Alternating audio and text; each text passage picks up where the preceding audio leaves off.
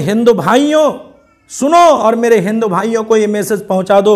ये जो 12 महीना में 14-15 पूजा करते हैं ये मनमानी है, कर सकते हैं। उन्हीं की सुलूक और उन्हीं की किताब में है, क्या कहा, एकम ब्रह्मदित्य नास्ते निनास्ते किंचन। इसका मतलब वही है, एकम ब्रह्मा, एक ही ईश्वर है, एक ही पूजा का लायक है। द्वितीय नास्ते, दूसरा कोई नहीं है। ने नास्ते, जरा सा भी नहीं है। किंचन, कोई गुंजाइश ही नहीं है। अब इस वेद को मिलाऊं और अल्लाह का आयत कुल हुवल्लाहु अहद अल्लाहु समद लम यलिद वलम यूलद वलम यकुल लहू कुफुवन अहद को मिलाओ। मेरे प्यारे साथियों, ज़बान अलग अलग हो गई हैं। कुरान हो सकता है अरबी ज़बान है, मेरे हिंदू भाइयों का रामायण है, गीता है, वेद है। देखा जाए तो उनकी किताब संस्कृत ज़बान में है, लेकिन माना अंदर घूस कर देखा जाए तो जरा सा भी फ़र्क नहीं मिलेगा। अल्लाह ने कहा तुम्हें मैंने इसलिए पैदा भी किया था, एक अल्लाह अगर मानते हो तो तुम मेरी इबादत भी करो। मैंने कुरान में जो आदेश दिया तुम उसको भी मानो, ज़कात भी दो, दान भी करो, खैरात भी करो। ये सारी बात हिंदू भाइयों की किताब में भी मौजूद है। अल्लाह कुरान में कहता है अकीमुस्सलाह, ऐ मेरे बंदो तुम नमाज को कायम करो। यहाँ हिंदू भाइयों का पंडित जी जिसको भगवान के रूप दिया गया है, जिसको भगवान के रूप से माना जाता है, कृष्ण जी भी कहता है पंचम समय कर्तव्या, ऐ मेरे भक्तों तुम्हें 5 वक्त पूजा करना पड़ेगा। आगे कृष्ण जी कहते हैं साष्टांग कर्तव्या, तुम अपने पूजा में अपने बॉडी का 8 अंगों को लगाकर पूजा करो।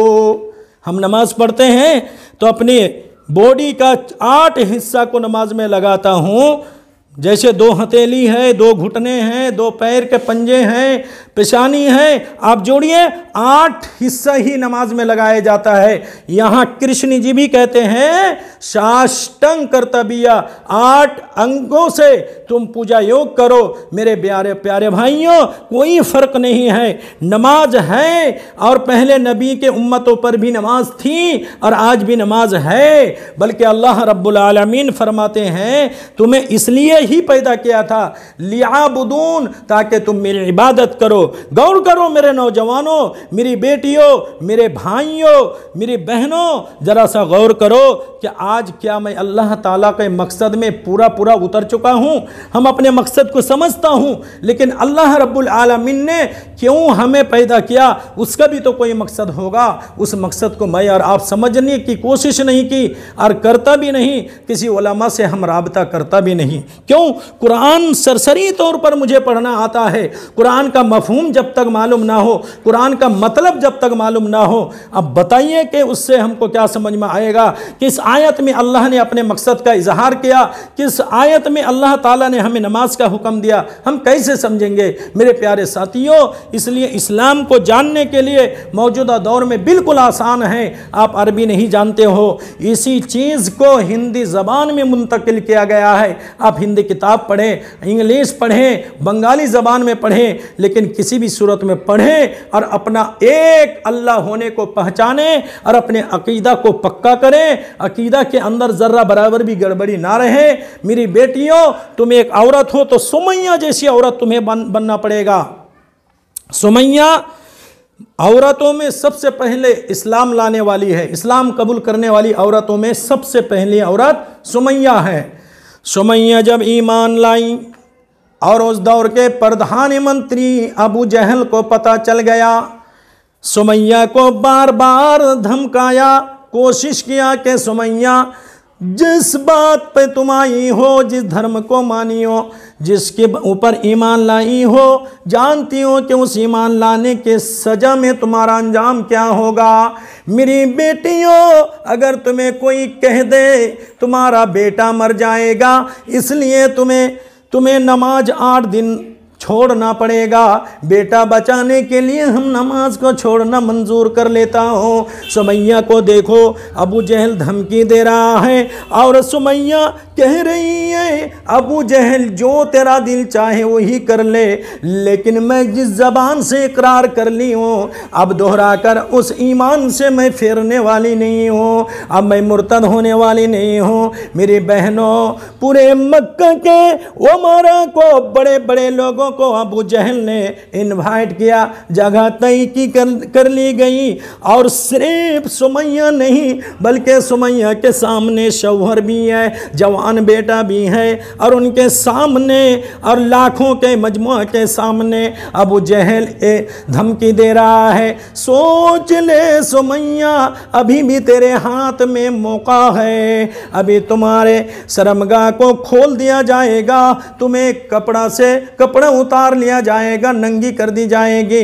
हम सुमैया कहती है तुम्हारा हर सजा मुझे मंजूर है। मेरी बेटियों, सुमैया को उस मक्का के ज़मीन में लाखों लोगों के सामने में नंगा कर दिया गया, चितलेटा दिया गया। और बड़ी अफसोस की बात है कि जवान बेटा भी उसका नज़ारा कर रहा है, शौहर भी सामने खड़ा है। इतनी जोर से मयान से तीर निकाल कर अबू जहल ने तीर मारा, वो तीर सुमैया के शर्मगाह में जाकर घुस गई, बेवस्त हो गई। और ईमान की वजह से सुमैया जामे शहादत पी ली और वहीं से दुनिया को वेलकम जना दी, अल्लाह को प्यारी हो गई। मेरी प्यारी बहनों, मेरी बेटियों, तुम्हारा भी ईमान ऐसे होना चाहिए, तुम्हारा भी अकीदा ऐसे होना चाहिए। शादियों के माहौल में, शादियों के घरों में तुम ईमान के साथ में शिर्क को मिला रही है। अल्लाह रब्बुल आलमीन कुरान करीम के अंदर फरमाता है, कुल हुवल्लाहु अहद, ऐ मोहम्मद सल्लल्लाहु अलैहि वसल्लम दुनिया वालों को कह दीजिए अल्लाह एक है, अल्लाह एक है और अल्लाह बेनियाज है, अल्लाह किसी का मोहताज नहीं है और अल्लाह किसी का मोहताज नहीं, अल्लाह किसी से जाना नहीं है, बल्कि अल्लाह ताला ने सबको पैदा किया है। मेरे प्यारे साथियों, इसलिए हम अगर अल्लाह को एक मानता हूँ, जब मेरा ईमान भी बनता है और अगर मैं अल्लाह को भी मानता हूँ और अल्लाह के साथ मैं दूसरे को भी मान लेता हूँ, तो फिर मान लो ये अल्लाह मानना सिर्फ मुँह बोला है, ये ईमान का तकाजा ऐसे नहीं है।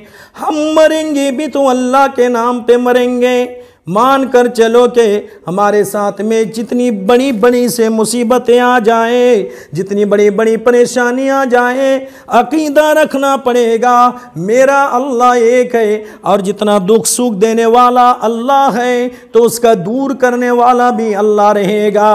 मेरे प्यारे साथियों, जान चला जाए, हम दुनिया से अलविदा हो जाए, ये तो मंजूर है, लेकिन अल्लाह के साथ में मैं किसी को शरीक नहीं करूँगा, अपने तौहीद के साथ में कंप्रोमाइज़ नहीं करूँगा, अपने ईमान के साथ में मैं कंप्रोमाइज़ नहीं करूँगा। याद करो मेरी बेटियों, आज तुम्हारे घरों में एक मासूम बच्चा होता है, उसके कमर में काला रंग का धागा लटका दिया जाता है और पेशानी पर टीके लगाए जाते हैं, पता नहीं कैसे कैसे शिर्क व बिदअत कर रही हैं। मेरी बहनों, जब तुम एक अल्लाह को मान रही हो, फिर तुम्हारा अकीदा ये कहाँ से आया?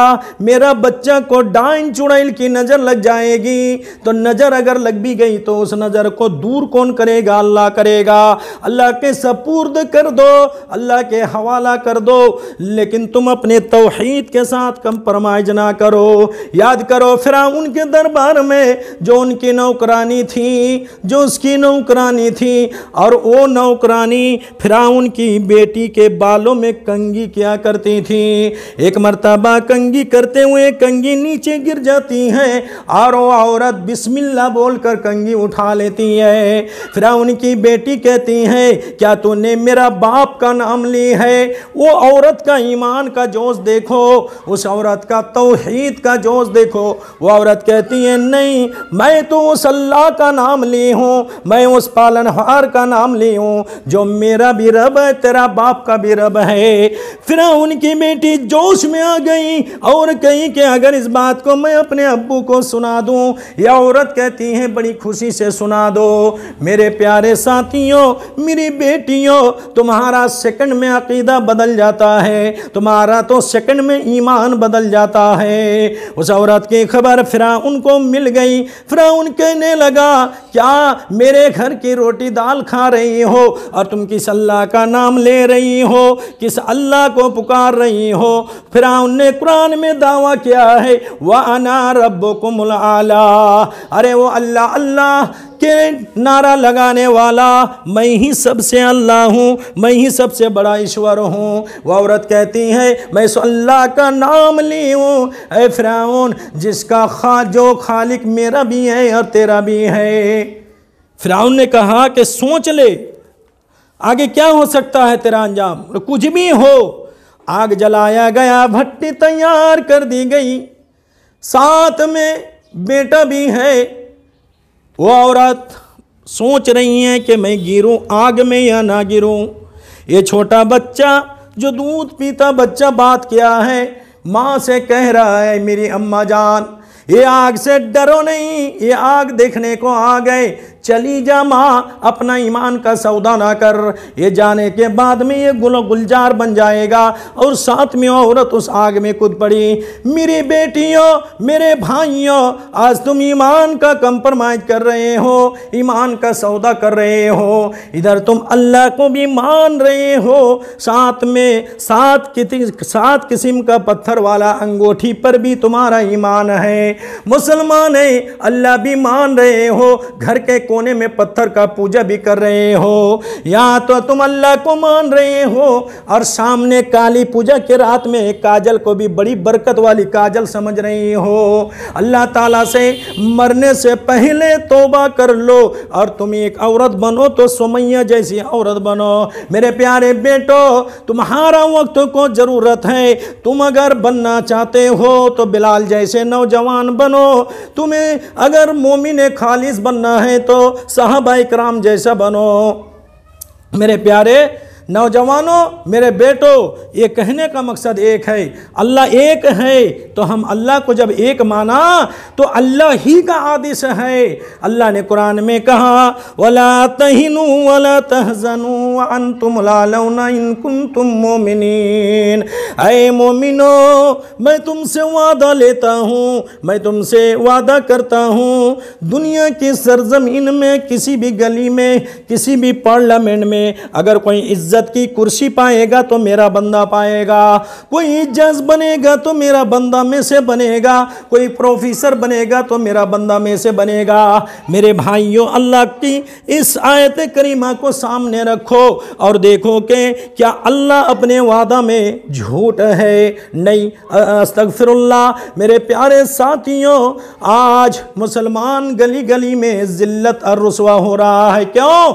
अल्लाह ने कहा, इन कुंतुम मोमिनीन, पहले तुम पक्का मोमिन बनकर दिखाओ, पक्का मोमिना बनकर दिखाओ। जाने का मौसम में भरी ठंडी है, तुम्हारा दोनों होंठ थर्रा रहा है। अल्लाह फरमाता है, तुम्हें सबसे मैं ऊंची कुर्सी पर बैठाऊंगा, शर्त यह है जाने के मौसम में अपना प्यारा कंबल को छोड़ो, गर्म बिस्तर को छोड़ो, ठंडी ठंडी पानी से वजू बना कर आओ और तुम मेरे दरबार में अपनी पेशानी को पहले झुका कर दिखाओ।